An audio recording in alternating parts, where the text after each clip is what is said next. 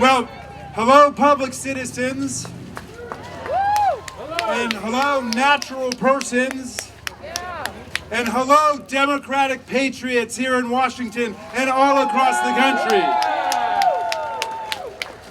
Hello to everybody who's standing up for democracy. Someone asked me what I'm going to do to observe and commemorate the insurrection, and you know, we don't have a lot of experience with commemorating insurrections in American life, but I decided I'm going to observe the first anniversary of January 6th by celebrating the people who defended our lives and our democracy on January 6th. So could we hear it to begin with for Officer Gunnell, and Officer Dunn, and Officer Fanone? Can we hear it for Officer Hodges, who was stuck in that doorway for 10 or 15 minutes and then went back out to fight the hordes of fascist mobs that were raining down blows on our officers? Can we hear it for the cops who defended our democracy on January 6th? And where are all those phony defenders of law enforcement who only rear their ugly heads when some racist cop beats up an African-American citizen? We don't hear from them about January 6th, do we? We stand with the cops like we stand with the firefighters, like we stand with the teachers, like we stand with all public employees, the servants of the people.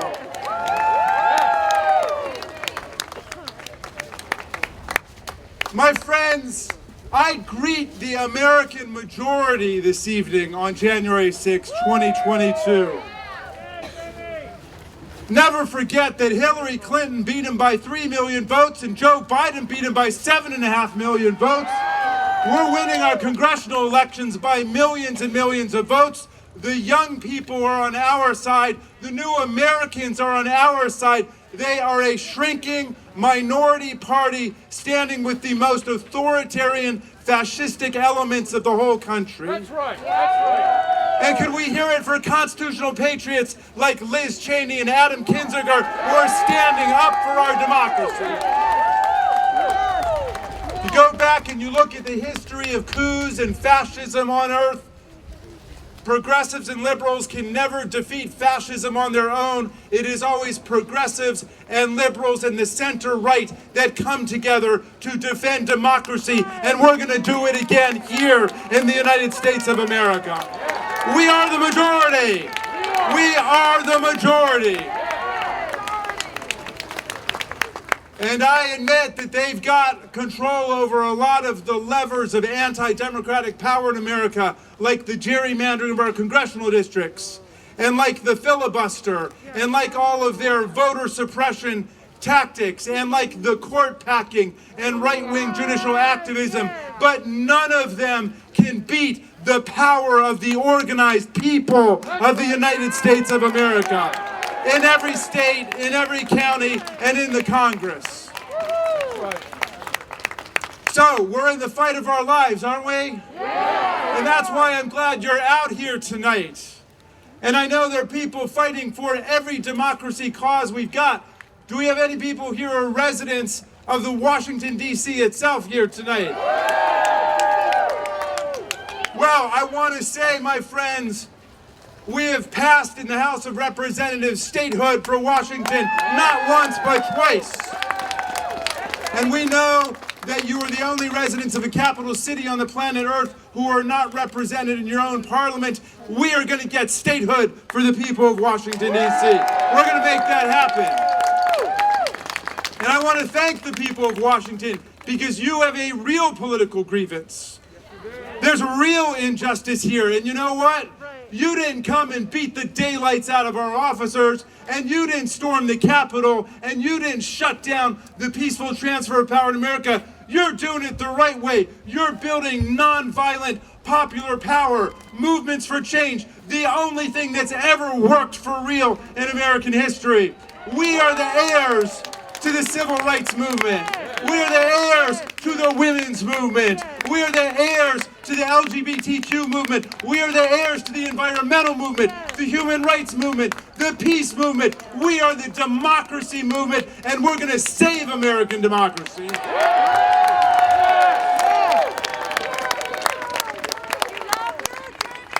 So, we got some tough days ahead of us, there's no doubt.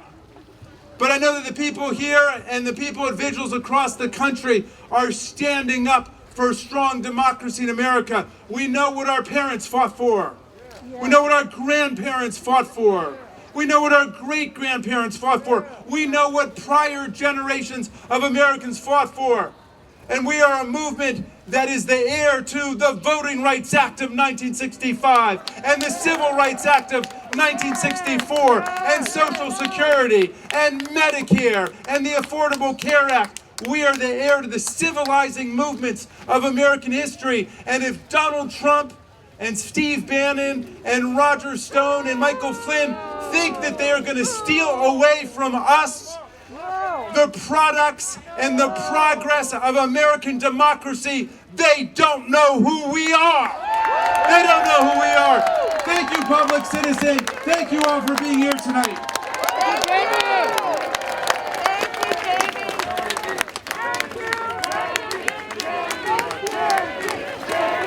Let's hear Congressman Raskin.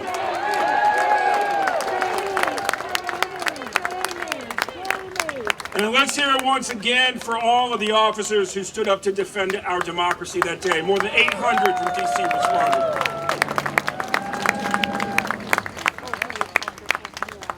And now it's my great honor to bring up my fellow organizer, the chair of the Congressional Progressive Caucus and the great Congresswoman from Washington State, Ms. Pramila Jayapal.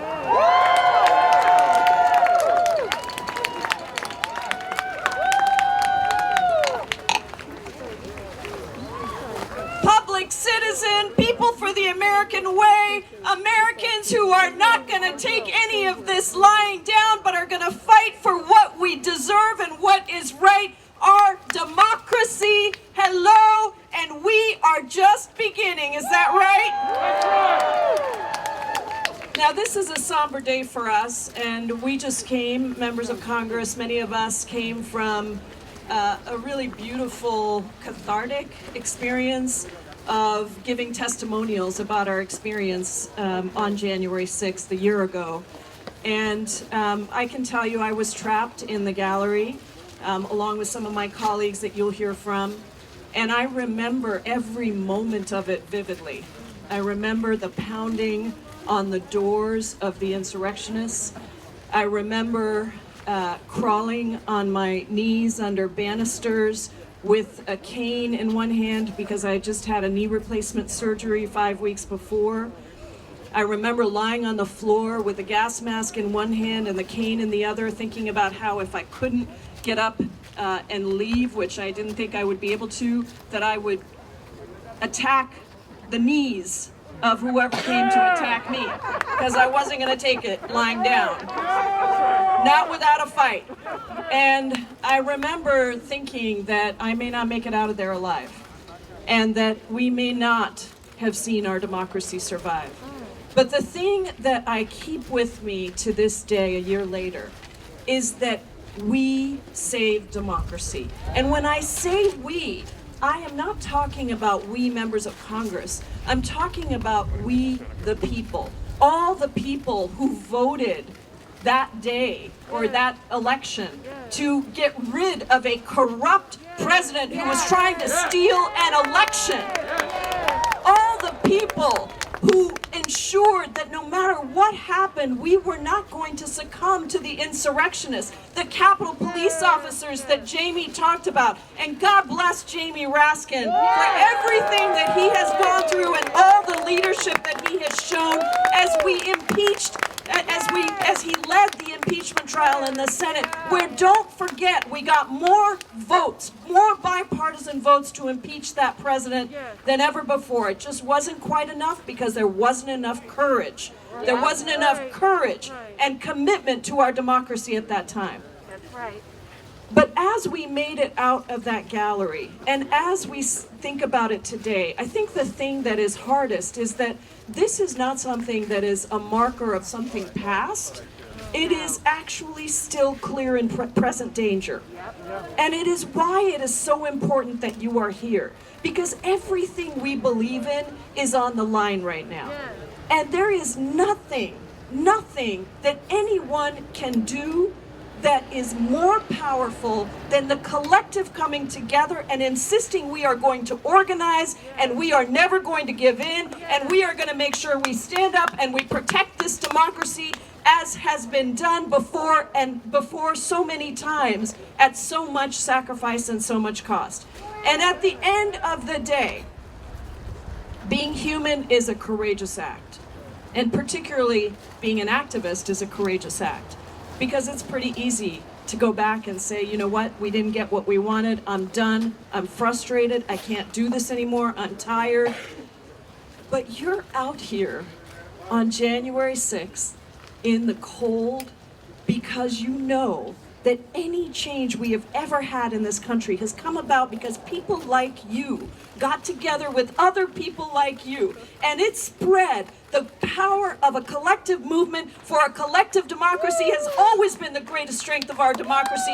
That is what Public Citizen does. That is what People for the American Way does. That is what you do every day when you stand up and you say, I'm going to fight to pass Build Back Better. I'm going to fight to make sure that we have voting rights. I'm going to fight for DC statehood. I'm going to fight for Medicare for all. I'm going to fight for our democracy to deliver the kind of justice that we know is possible. So thank you all so much for that belief, for that faith, for that commitment, for never giving up, because we are far stronger than any of those cowardly people that stormed the Capitol on January 6th. Far stronger. Thank you, everybody.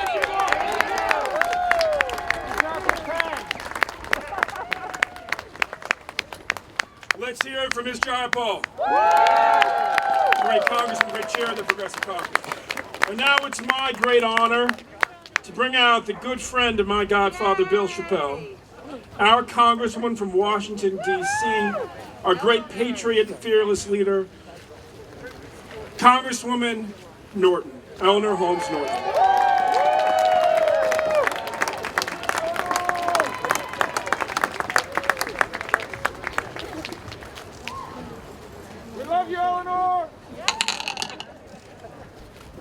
Yeah, thank you for bringing us out on this cold winter night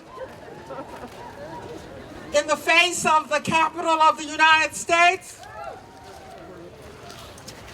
to commemorate January 6th. Thank you for coming to your capital and to my district, the District of Columbia.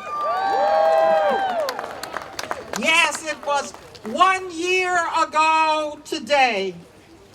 A day we will never let the country or the world forget.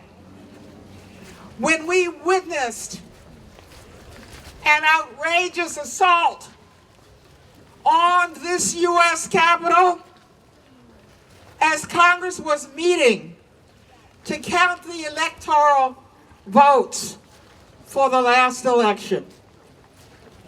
The attack was not only an attack on democracy, it was an attack on the District of Columbia where we are now standing. The DC Police Department, which is paid for by DC residents who are denied representation in the House and the Senate and full self-government, moved voluntarily to save the lives of members of Congress, congressional staff, the Capitol, and democracy itself. Yet, House Republicans thanked D.C. by voting against the D.C. Statehood Bill only a few months after the attack. The Capitol attack focused the world on the lack of local autonomy for the residents of the capital of the United States. The president controls the D.C. National Guard, yet the governors of the states and the territories control their National Guards. During the January 6th attack, the former president delayed sending the D.C. National Guard to the Capitol for hours, likely costing lives. Only statehood would give D.C. the full and equal control of its local affairs. January 6th showed it needs and deserves. We have made historic progress on our D.C. Statehood Bill in the last few years. Last April, the House passed the D.C. Statehood Bill for the second year in a row. In the Senate, there are a record 45 co-sponsors of the bill with our extraordinary Senate sponsor of the bill, Tom Copper of Delaware, making it 46 supporters. And remember, there are only 50 members. And last year, the Senate held the second ever hearing on our D.C. Statehood Bill. Most important of all, and hear this now, according to a very detailed poll, 54% of the American people now support statehood for the residents of your nation's capital. Remember that number. That's more than a majority of the American people. The monument is clearly on our side. As we press for protection for our democracy on this January 6th commemoration, D.C. statehood is more important and timely than ever. D.C. residents pay the highest per capita federal taxes in the country and pay more in total federal taxes than 21 states. Our residents have served and died in every American war since the Revolution, which was fought over taxation without representation. On this first anniversary of the unprecedented attack on our democracy, let us make this an occasion to remember the nearly 700,000 residents of our nation's capital lack the same democratic representation other Americans have long enjoyed. Let us remember them by recommitting the nation to making the District of Columbia the 51st state of the United States of America. Thank you.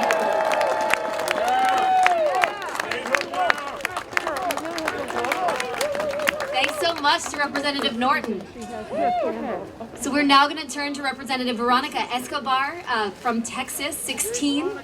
She's one of the plaintiffs in the first civil case against Trump, Giuliani, the Proud Boys, and the Oath Keepers following January 6th. Hello, fellow lovers of democracy. Buenas noches. How are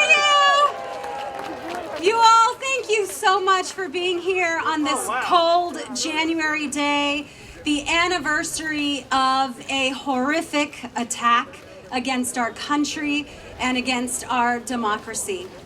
I was one of the nearly 24 members of Congress, all Democrats, who were trapped in the gallery after we had already been surrounded by the insurrectionists, after the bear spray and attacks against our Capitol police officers had begun, after the windows had been broken, and after we witnessed what would be unspeakable horrors against our country.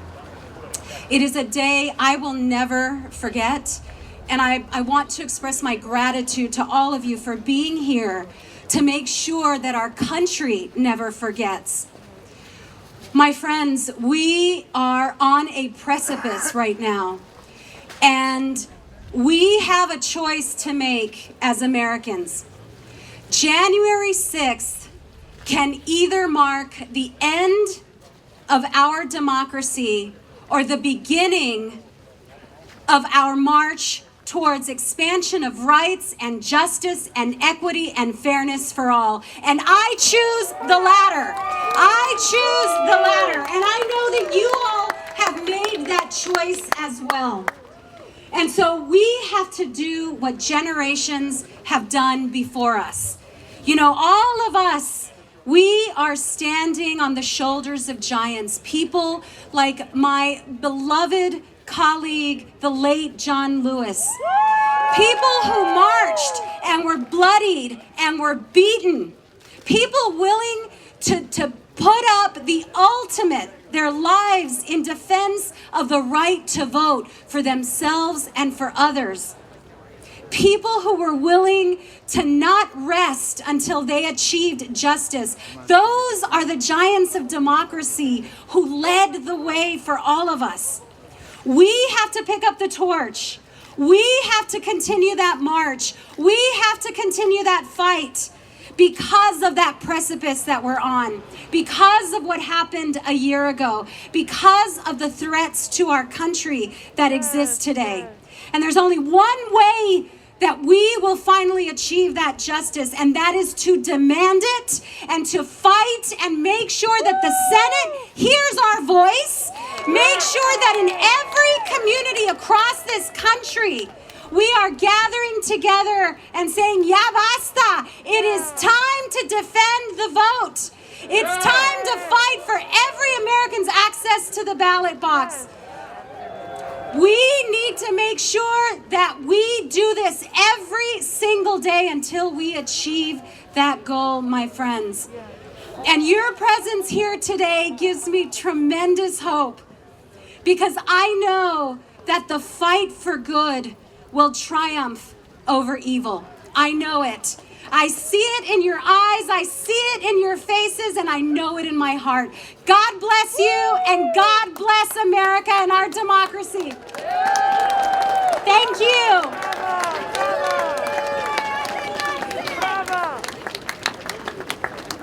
Thanks so much, Representative Escobar, for those really inspiring words. So now I am thrilled to bring up Senator Chris Van Hollen from Maryland, a democracy champion fighting in the trenches with Public Citizen and all of you for years. Thank you.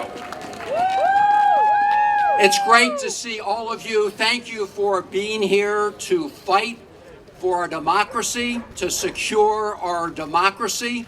All of us know what is at stake, and we've got to act. We saw what happened just 1 year ago today. It was not an attack by a foreign power like we witnessed at Pearl Harbor. It was not an attack from a foreign terrorist group like we experienced on 9/11. It was an attack from within, and it was orchestrated and instigated by the former President of the United States, Donald Trump. And as a result of his actions, you saw thousands of people moving up that hill toward the citadel of democracy. You saw them take bear spray, saw them take flagpoles and make them into weapons to beat police officers. You saw them take down an American flag and put up a Trump flag. That is not democracy in the United States of America. I want to thank the Capitol Hill Police. I want to thank the DC Metro Police and the National Guard for taking action that day that allowed us to come back and finish the job of certifying the election. They put their lives on the line, and some of them made the ultimate sacrifice to protect our democracy. And we have a duty to make sure we uphold their memory, and we have a duty to the American people. Because all of us know that while the violent mob failed to overturn the results of the election 1 year ago, that the big lie did not end there. In fact, the big lie has metastasized and spread throughout the country. So today, instead of seeing the violent mobs attacking the Capitol, you see that big lie materializing in a different form. You see it materializing in the form of legislatures, Trump Republican-controlled legislators, taking action in state after state to put up barriers to the ballot box. And they're not just trying to stop everybody from voting, they are targeting voters of color, they are targeting younger voters, they're targeting voters with disabilities. As the court said about an earlier effort in North Carolina, they are targeting voters of color with surgical precision. So what we saw here a year ago in the form of a violent coup attempt, we are now seeing in a slow motion coup attempt across this country. And we cannot let that stand. And that is why we have to take national action. We have to pass the Freedom to Vote Act. We have to establish uniform national standards to protect the right to vote of every American in every single state. I had hoped, many of us hoped a year ago, that the gravity of the moment would be fully felt by every member of the United States Congress, every member of the Senate and every member of the House, both parties. And for a few hours that night, I think many of us had some hope that at least some of our Republican colleagues would recognize the moment in history that we faced. But today, in the Senate, we don't have a single Republican member willing to stand up and protect our democracy. That is not a political statement. That is a statement of reality. It's a statement of fact today. And so while we would like to see a bipartisan coalition stand up for the Freedom to Vote Act and for the John R. Lewis Voting Rights Advancement Act, we cannot wait to have that support, which is never coming. And that is why we have to reform the rules of the Senate. We have to reform the filibuster. You know, the original rules of the Senate were not designed to allow a minority of senators to block the will of the majority. It was designed to be a place of vigorous debate. It was designed to be a place of prolonged debate if senators felt strongly about an issue. But at the end of the day, it was designed to allow the majority to work its will and work the will of the American people. Today in the United States Senate, we have just the opposite. You have very little real debate in the United States Senate. A lot of statements, but no real vigorous debate. And you have a filibuster rule in its current form that allows the minority party not even to show up to block a measure and to ultimately be able to allow the minority party or the minority on an issue to block a vote. We cannot allow a minority of senators to override the will of the American people. And that's what this is all about.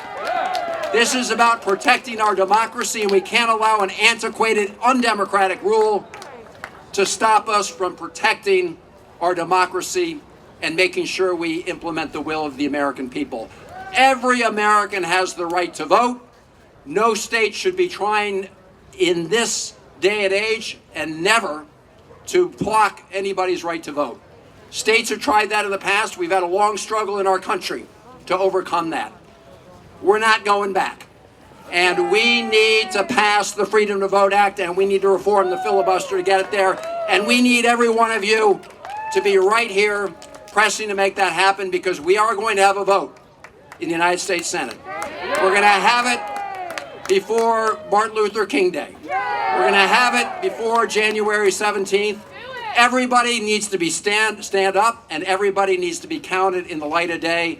And with your help, we will muster the votes necessary to pass the Freedom of Vote Act and to protect our democracy. Thank you all very much for being on the front lines of our democracy.